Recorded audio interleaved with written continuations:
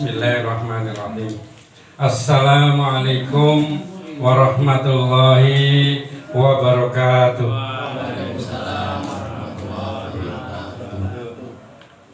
Alhamdulillahilladzi arsala rasulahu bil huda wa dinil haqq liyudhhirahu 'ala dini kullih wa kafa billahi syahida. Asyhadu an la ilaha illallah wahdahu la syarika lah wa asyhadu anna Muhammadan abduhu wa rasuluh. Allahumma shalli ala sayyidina Muhammad wa ala ali sayyidina Muhammad. Qala Allah ta'ala fi kitabil karim, a'udzu billahi minasy syaithanir rajim. Bismillahirrahmanirrahim. Qul in kuntum tuhibbunallaha fattabi'uni yuhibbukumullahu wa yaghfir lakum dzunubakum wallahu ghafurur rahim. Qul atii'ullaha wa rasulahu fa in tawallaw fa innallaha la yuhibbul kafirin. Wa qala aidan laqad kana fi rasulillahi uswatun hasanah. Man ahya sunnati faqad ahabbani wa man ahabbani kana ma'i fil jannah.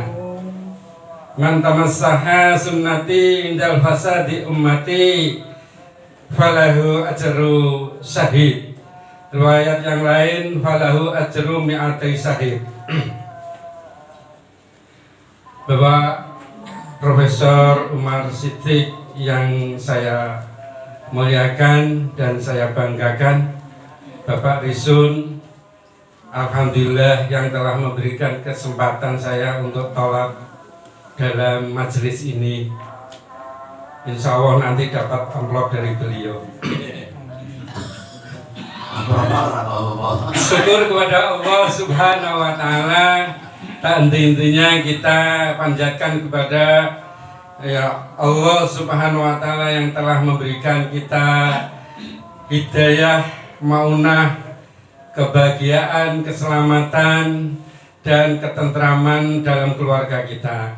Sholawat dan salam yang selalu tansah kita panjatkan kepada baginda Nabi Agung Muhammad Sallallahu Alaihi Wasallam. Alhamdulillahirabbil alamin. Bersama-sama bahwa kita telah mengetahui bagaimana Islam datang itu dalam keadaan yang aneh, dalam keadaan yang awal dengan asing. Nah, sebagaimana awalnya, maka nantinya kembali dalam keadaan yang asing pula. Nah, beruntunglah bagi orang-orang yang asing atau al-gharibah, di mana al-gharibah, sahabat Rasulullah SAW bertanya, makana ghalil gharibah. Maka Rasulullah SAW menjawab, alladzina yuslihun idza fasada nus, bahwa al-gharibah adalah orang-orang yang berbuat kebaikan, kebajikan manakala kondisi orang lain atau kondisi zaman itu dalam keadaan yang fasad, dalam keadaan yang rusak. Mereka adalah orang-orang yang memperbaiki, yaitu dengan melaksanakan sunnah Rasulullah Sallallahu Alaihi Wasallam. Hadis Rasulullah Sallallahu Alaihi Wasallam di atas, bahwa barang siapa yang berpegang teguh, atau istilah hadis yang lain yaitu dengan menggigit dengan gigi gerahamnya, memegang teguh, menggigit. Nah, di dalam keadaan yang fasad ini, maka akan diberikan pahala 1 mati syahid. Riwayat yang lain adalah 100 mati syahid. Apakah saudara Afwan dari Gojek itu juga mati syahid? Wallahu a'lam.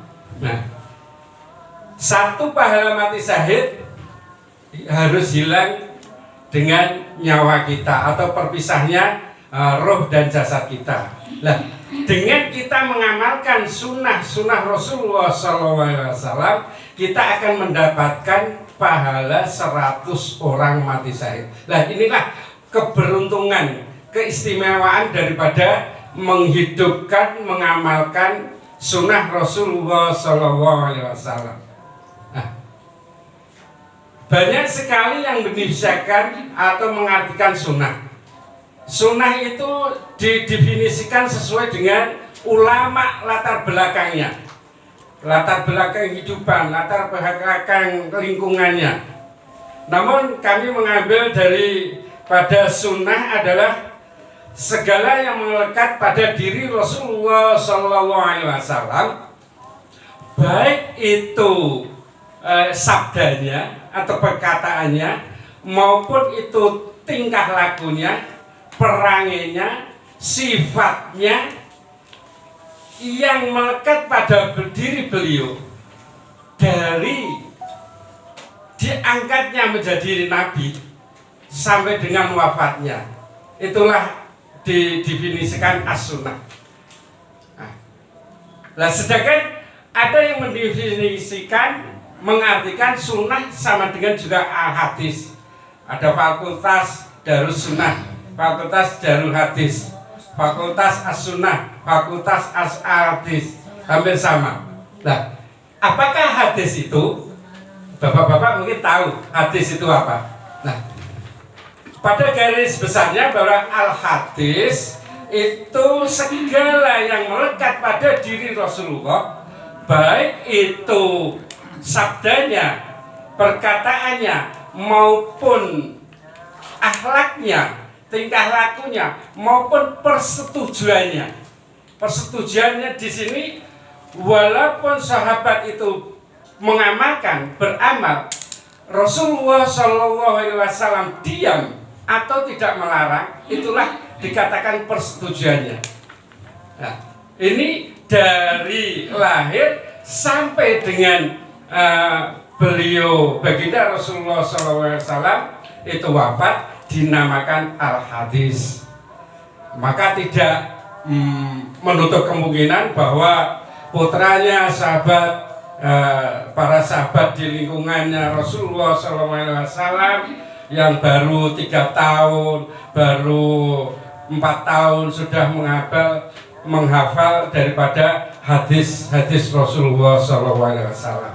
Nah, karena hadis ini adalah ya tadi dari sejak lahir sampai dengan wafatnya Rasulullah SAW. Nah, untuk menghidupkan sunnah ini dengan cara apa? Pertama adalah kita berdoa kepada Allah Subhanahu wa Ta'ala. Semoga diberikan kekuatan untuk mengamalkan sunnah.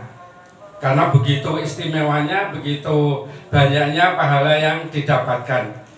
Hanya pertolongan Allah Subhanahu wa Ta'ala, hanya karunia Allah Subhanahu wa Ta'ala kita mampu mengamalkan sunnah baginda Rasulullah SAW.